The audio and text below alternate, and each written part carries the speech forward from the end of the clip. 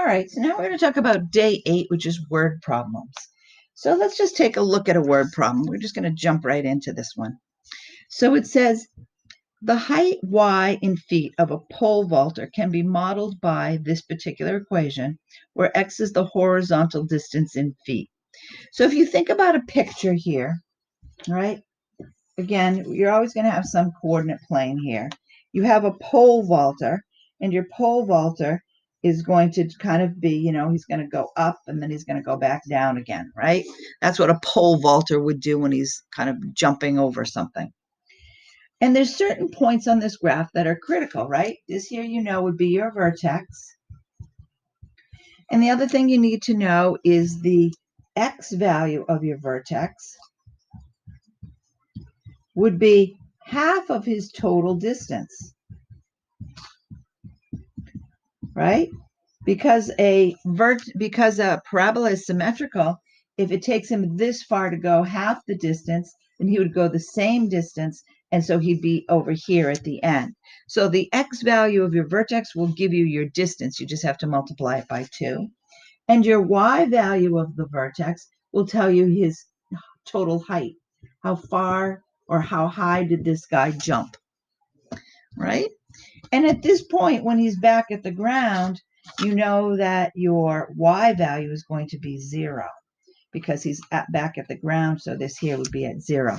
So those are kind of the important points when you're talking about a word problem. So let's take a look at the equation that they gave you for this word problem. They told you that y equals negative x squared plus 8x. So if we think about this being in standard form, let's go ahead and figure out what the vertex is. So we know the x value is minus b over 2a. So minus b would be minus 8 over 2 times, well, now your a value is a negative 1. So this would be a negative divided by a negative would be a positive. 8 divided by 2 would be a 4. So we know the the x value of your vertex is 4. So if I were to draw my picture of my little pole vaulter, I know that this distance from here to here would be 4. It would also have to be 4 here. So I know his total distance here would have to be 8. Let's go ahead and figure out his y value of the vertex, and that'll give us this maximum height. So if I plug my 4 into my equation, I'm going to have y equals negative 4 squared. Remember, the negative has to be outside the parentheses because the only thing I'm squaring is the x value, which is 4, plus 8 times 4. So this will be negative 16 because 4 squared is 16, plus 8 times 4 is 32. So this will be 16. So this tells me that his maximum height right here would be 16 feet.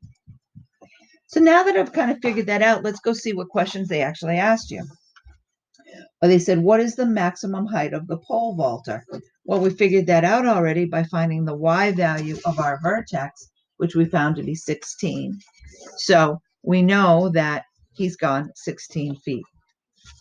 How far does the pole vaulter land? Well, again, we know that the x value is 4. He's going to have to double that, so we know he's going to land at 8. Now, another way that you could figure out that is here that your y value has to be 0. So I could say 0 equals negative x squared plus 8x. Because if he lands, right, at this point here where he lands, right, we know that that has to be y equals 0. So I could factor this.